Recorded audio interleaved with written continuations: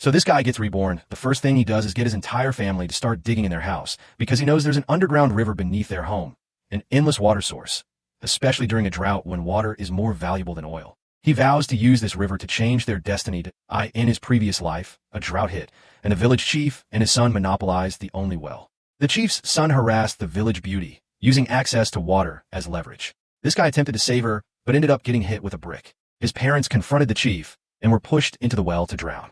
The chief then falsely claimed they polluted the water and took their home. Eventually, he discovered the underground river and became wealthy, but his family died harboring resentment. However, heaven granted him another chance and sent him back to the day he got knocked out. He prevents his dad from confronting the chief and has everyone start digging in the bedroom. His parents think the brick injury affected his brain, but they help him anyway.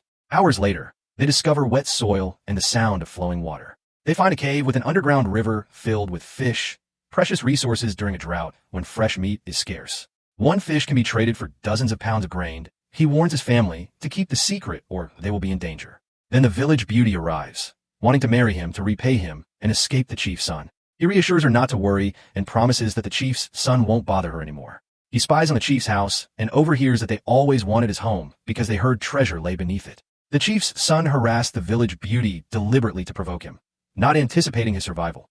Enraged, he vows to make them disappear, but he needs assistance. He takes fish to his neighbor, whose son is the militia captain, and explains his plan to confront the chief. The neighbor sends his son to find the former leader in the city. The next day at the well, the chief's son threatens him and demands their ancestral home. He shouts back defiantly, and just then, the militia captain arrives with reinforcements and takes the chief's son down.